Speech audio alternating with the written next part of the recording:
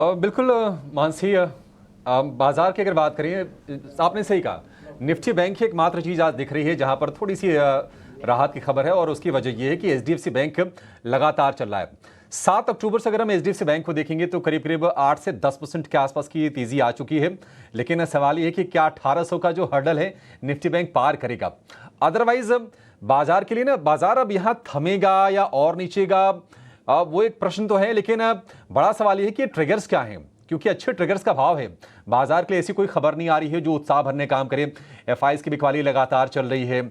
हम देख रहे हैं कि नतीजों से ज़्यादा जोश नहीं मिल रहा है। ऑटो कंपनीज कहीं ना कहीं डिमांड की दिक्कत से जूझ रही हैं, लगातार गिरावट हो रही है।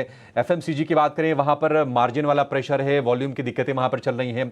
मिडिल ईस्ट की टेंशन है। अमेरिका में कल एक नेगेटिव चीज़ जो धीरे धीरे क्रॉप अप हो रही है, वो बॉन्ड यील्ड वाली चीज़ है। 4.26% पर बॉन्ड यील्ड पहुँच गई है। तो पॉजिटिव चीज़ें बाजार के लिए नहीं है, और यही बाजार के लिए सबसे बड़ी दिक्कत है। देखते हैं कि अब अगला महीना जो शुरू होगा दिवाली के बाद, उसके बाद किस तरह की चीज़ें होती है, क्योंकि कुछ बड़े बड़े इवेंट्स हैं। राष्ट्रपति के चुनाव हैं, यूएस फेड की बैठक है, शायद कुछ एक डिसाइसिव मूव आए। अदरवाइज अभी तक तो माहौल नेगेटिव है। आज लगातार चौथे सत्र में बाजार गिरा है। एक एक करके सारे सपोर्ट्स धराशायी हो रहे हैं। आज 24,400 के नीचे हमने बाजार को जाते हुए देखा है। निफ्टी में 150 अंकों के आसपास की रेंज रही है आज रफली। HDFC bank, SBI, ICICI bank, ये कुछ शेयर रहे जिन्होंने निफ्टी बैंक के मूड को संभाल के रखा हुआ है। लेकिन मिड कैप स्मॉल कैप में कल हमने रौनक देखी थी। आज फिर से वहां पर मामला थोड़ा ढीला है, और ज्यादातर जो शेयर हैं वो कमजोरी के साथ ही आज कारोबार करते हुए दिख रहे हैं। गिरने वाले शेयरों की तादाद ज्यादा है। हालांकि मिड कैप आईटी में सेलेक्टिव बाइंग हो रही है। कोफोर्ज कल चल रहा था, नतीजों के बाद कोफोर्ज में आज भी थोड़ी सी बाइंग है।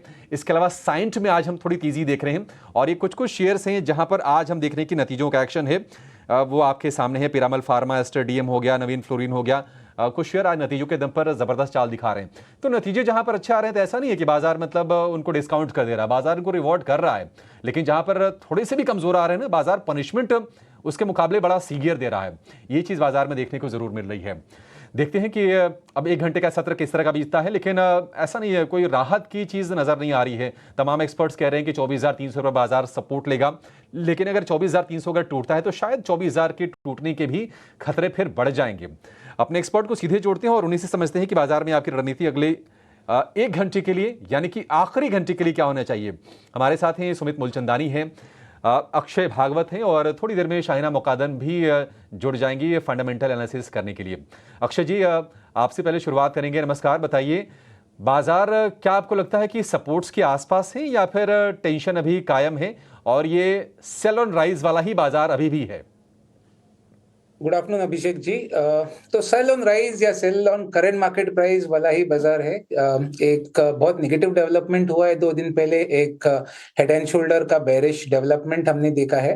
काफी ओवरसोल्ड है, तो कहीं ना कहीं हल्की सी डे ट्रेडिंग या एक हल्का सा उछाल करने की कोशिश में है। बट जो पैटर्न बना है उसका तो सिग्नल है कि शायद 24,000 की तरफ मोस्टली निफ्टी जाना चाहिए आने वाले दिनों में। पैटर्न निगेट करने के लिए 25,000 के ऊपर सस्टेन होना जरूरी है, तो बहुत दूर है वो तो पैटर्न निगेट होने का व्यू। फिलहाल ओवरसोल्ड है, तो थोड़ा बम्प अप के मौके जरूर बनेंगे, पर अगर बम्प अप भी होता है तो मेरे हिसाब से 24,500, 24,700 ये 2 अहम रेजिस्टेंस रहेंगे। वहां मिलता है तो वापस बेचना है। कुल मिला के एक नेगेटिव आउटलुक कंटिन्यू हो रहा है मार्केट में, और 24,000 एक सपोर्ट जोन है जिसको बाजार जल्दी ही छू सकता है। सो क्लियरली यहाँ पर निफ्टी में तो डाउन ट्रेंड विजिबल है, लेकिन एक इंडेक्स है अक्षय इस वक्त जो कि आउट परफॉर्म करता हुआ नजर आ रहा है। बैंक निफ्टी अपने क्रूशियल मूविंग एवरेजेस के ऊपर ही ट्रेड करता हुआ। सपोर्ट सिर्फ यहाँ से है, और इसमें सबसे बड़ा भागीदार अगर है तो एचडीएफसी बैंक। कल भी हमने देखा अच्छी मजबूती, और रिजल्ट्स के ठीक बाद जो सेंटिमेंट्स बनते हुए नजर आ रहे हैं। निजी बैंक क्षेत्र के लिए काफी अच्छा है ये, लेकिन पर्टिकुलरली बैंक निफ्टी, इस पर क्या राय होगी? Good afternoon Mansi ji. तो मेरे हिसाब से bank Nifty compare to Nifty stronger index है, और गए 10-15 दिन का आप बैंक निफ्टी का जर्नी देखे तो आपने सही कहा, एचडीएफसी बैंक ही एक हाई वेटेज वाला स्टॉक है इंडेक्स कंपोनेंट का, जो बैंक निफ्टी को कहीं ना कहीं बचाव में आ रहा है। तो अभी फिलहाल 51,000 पे हम देखे, बार बार थोड़ी सी डिमांड एरिया बन रही बैंक निफ्टी में। चौपी है, अभी भी कोई बहुत बड़ी तेजी या रिकवरी के संकेत नहीं है। 51,000 57 और 52,000 ये प्राइस रेंज में सीमित रहेगा बैंक निफ्टी। तो buy on support, sell on resistance, ये वाली रणनीति रहेगी शॉर्ट टर्म के लिए बैंक निफ्टी में। पर कोई बहुत बड़ी तेजी की अभी तक सिग्नल है नहीं बैंक निफ्टी में। चलिए, तो तेजी के सिग्नल्स तो यहाँ फिलहाल कहीं से नहीं आ रहे हैं, लेकिन bank Nifty definitely better placed है देन निफ्टी। इस पर जरूर फोकस करना होगा। लेकिन चलिए, ट्रेड्स क्या बन रहे हैं इस वक्त वो भी समझ लेते हैं। सुमित मूलचंदानी भी हमारे साथ जुड़ गए। सुमित, आपको भी जोड़ेंगे, आपकी राय, आपकी स्ट्रैटेजी भी समझेंगे। अक्षय, क्विकली आपके ट्रेड्स इस वक्त स्टॉक स्पेसिफिक क्या बन रहे हैं, बताएं। जी, तो मिक्स ऑफ ट्रेड्स है, एक बाइंग की तरफ है, एक सेलिंग की तरफ है।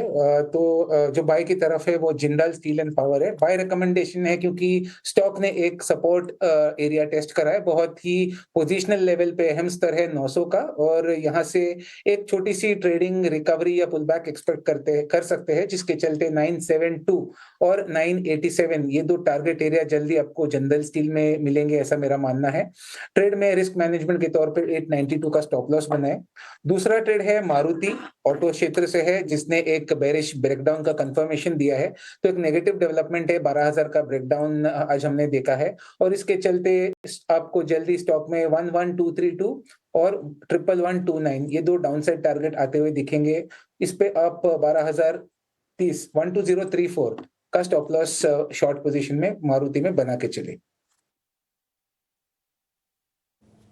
ठीक है, एक बाई है, एक सेल है अक्षय जी की तरफ से। जिंदल स्टील को आपको खरीदना है 892 रुपये के स्टॉप लॉस के साथ। 972 987 के दो टारगेट हो गए, और मारुति में बिकवाली की सलाह है। स्टॉप लॉस 12,034 का लगाना है, 11,232, 11,129, उसके बाद ये यहाँ तक शेयर गिरता हुआ दिखेगा। ये टारगेट्स हो गए हैं।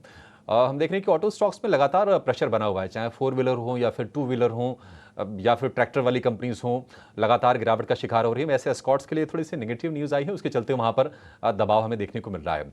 लेकिन सुमित जी नमस्कार, आप बताइए आपके शेयर्स कौन से हैं, कहाँ पर ट्रेड लेने का मौका है अभी? हाय, गुड आफ्टरनून टू ऑल। तो पहले एक फॉलोअप के साथ स्टार्ट करेंगे। देखिए, कल दो सेल के ट्रेड दिए हुए थे। एक था सन फार्मा ने जो लेवल्स पे शॉर्ट दिया था वहां से ऑलमोस्ट 30 पॉइंट्स डाउन है। टारगेट अभी भी पेंडिंग है, तो जिनके पास अगर कोई ट्रेड खड़ा है तो आप बिल्कुल बने रह सकते हैं। दूसरा ट्रेड हमने डिस्कस किया था Hindalco for the target of 692। तो स्टॉक ने अपने टारगेट फुलफिल कर दिया है और वो कंप्लीट हो चुका है, तो प्रॉफिट बुकिंग की यहाँ पे सलाह रहेगी। तो आज के लिए दो ट्रेड्स रहेंगे, अक्षय जी के साथ ही जाएंगे। तो दो ट्रेड्स रहेंगे, एक बाय एक सेल का। पहला एक सेल का स्टॉक रहेगा HDFC लाइफ। देखिए, HDFC लाइफ ने अपना एक रिजेक्शन दिखाया था परसों के सेशन में, और आज उसको फॉलोअप भी मिल रहा है। तो हमें लग रहा है कि यहाँ पे डाउनफॉल पॉसिबिलिटी है। सो फ्यूचर लेवल्स के हिसाब से 713 करंट मार्केट प्राइस है। सेल कीजिए with the stop loss of 729 for the target of 677 and 666। जो दूसरा स्टॉक है वो बाय का कैंडिडेट रहेगा बैंक ऑफ बड़ौदा। देखिए, मल्टीपल सपोर्ट्स है, स्टॉक ने काफी अच्छा एक अपना स्ट्रॉन्ग बेस बनाया हुआ है 230 के नियर बाय। तो यहाँ पे बाय का कैंडिडेट है। फ्यूचर प्राइस है 244 का, 244 245। स्टॉप लॉस मेंटेन करेंगे 236 का for the target of 258 and 265। ठीक है, बीओबी के फ्यूचर्स में आपको खरीदारी करने की सलाह है। 258 से लेकर 265 ये दो टारगेट हो गए।